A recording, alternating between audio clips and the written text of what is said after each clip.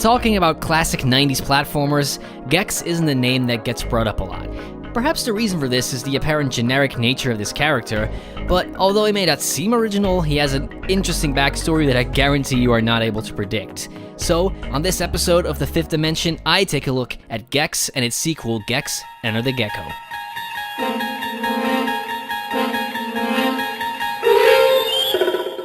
Somewhere in the far reaches of outer space lies another dimension, a place where the flat becomes solid, where the square becomes round. It is a realm that turns pixels into polygons, and where the second and third dimensions meet. Welcome to the Fifth Dimension.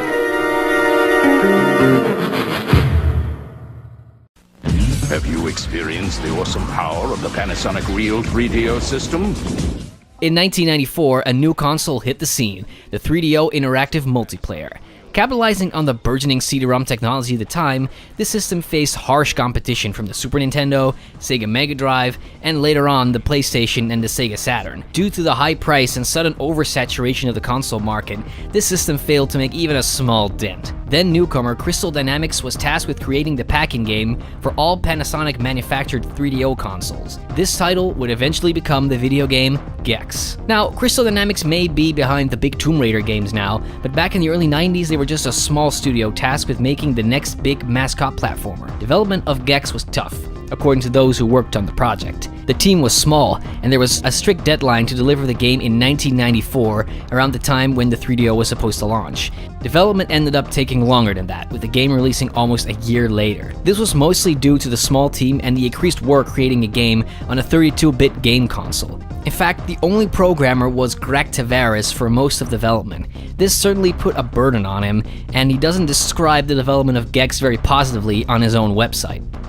It was clear we needed a much larger team. Unfortunately, the company didn't want to hear it. They wanted a 32-bit game that would be the next Sonic. But they were not willing to put the resources into it that would be required to do it. They had come from a 16-bit world, and they still thought they only needed a 16-bit sized team.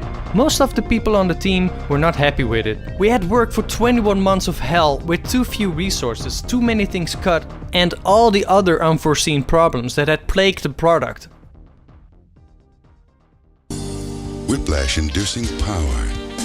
It's tail time!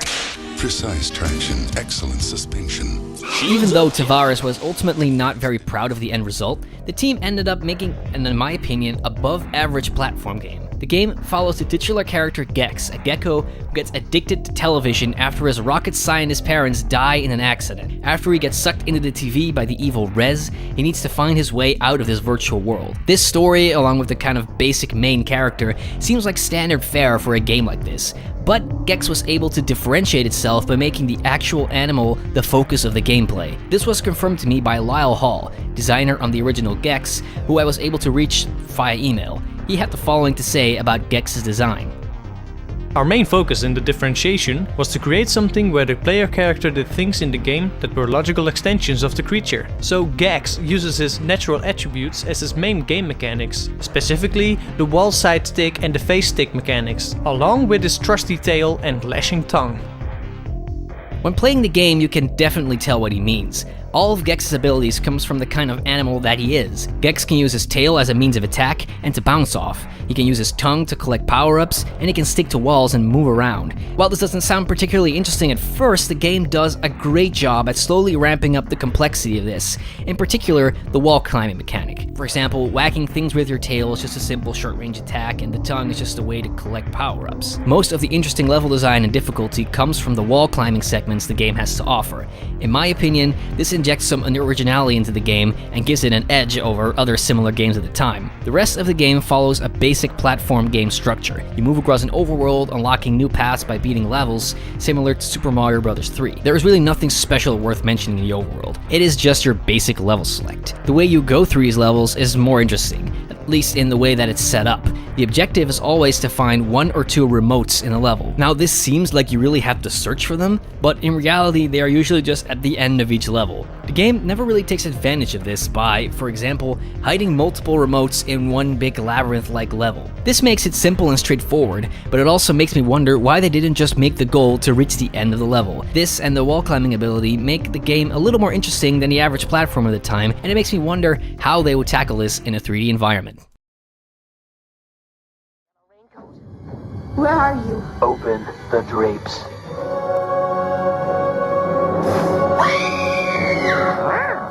One TV-obsessed Gecko, revolutionary 3D graphics, free-roaming gameplay. If we learned anything from Earthworm Jim, it's that simply taking a game design and making it 3-dimensional doesn't really work out that well. Obviously, things need to be changed and adapted for a completely new perspective. Gex, as it turns out, does this a lot better than Earthworm Jim did. Interestingly enough, both games are kind of similar. In my research on Gex, I found out that Glen Schofield, co-founder of Sledgehammer Games, was a director on the project. I reached out to him via email and asked how much they tried to translate the 2D gameplay of the original Gex into 3D. This is what he had to say. One extremely difficult part was that Gex could walk all over, and in 3D that really messes with the camera. Lots of extra camera work and transitions in different animations were required. Of course, I played Gex 1, as did everybody at the time. We still had a couple of the original people on the team, so we leaned into them on the backstory. We kept the same enemy, but we added our new look. We created our own story and settings, and added to his backstory. Just like Gex was laid out like Super Mario Bros. 3, Enter the Gecko borrows very much from Super Mario 64. You'll access the different worlds like you access them in Mario 64 through TV screens instead of paintings. In each world there are a number of TV remotes to collect. All of them can be found within one big level as opposed to the more linear approach of the first game. The more I thought about this, the more it seemed appropriate to the spirit of the original game. It seems like they wanted to do this for Gex, but for whatever reason they were unable to. The idea of multiple remotes hiding within a single level is well implemented and makes sense compared to the original game. Enter the Gecko does this differently than the original game, however. Every level has multiple remotes, each hidden in a different part of the level. Sometimes this means simply reaching the end of a platforming section, while other times this means destroying a certain amount of objects in the level. This never really gets very varied, but it does get the basic idea across better than the original Gex does. The main difference in gameplay is the lack of focus on Gex's wall climbing abilities. This is a huge part of the later levels in the original game, but seems like the focus is more on the regular platforming here in Enter the Gecko. They attempt similar scenarios to the wall climbing in the original game, for example in the prehistoric levels, but this always remains pretty basic in my opinion and never gets really that crazy. One big improvement that Gex has that actually somewhat ties into this character is the ability to grab onto ledges with his tongue. In a lot of these early 3D games, judging the distance between another platform can be pretty difficult. In Enter the Gecko, you barely miss a jump like this. You grab onto the ledge, thus saving you from either death or having to backtrack a whole lot of distance. Gex! Gex! Agent Extra? You poor kidnapped minx. Gex, Enter the Gecko, doesn't set the world on fire when it comes to adapting a 2D game into 3D. Crystal Dynamics created a pretty good platformer that managed to retain the essence of the original Gex game, while adding things that made the game more suitable for 3D. And while it has its imperfections, this is basically a good example on how to properly do a 2D to 3D conversion. The most amazing thing is how Gex seemed like a launchpad for almost everyone that was involved with these games. Crystal Dynamics went on to do projects like Legacy of Kain and the new Tomb Raider games, as well as working on a big new Avengers game now. Other members went on to studios like Heavy Iron, Sledgehammer, and even Naughty Dog. So in the end, Gex was like a learning platform for those who made it. Hopefully, by watching this video, it's been just as interesting to you as it was to me. I'll see you next time when we again travel to the 5th dimension.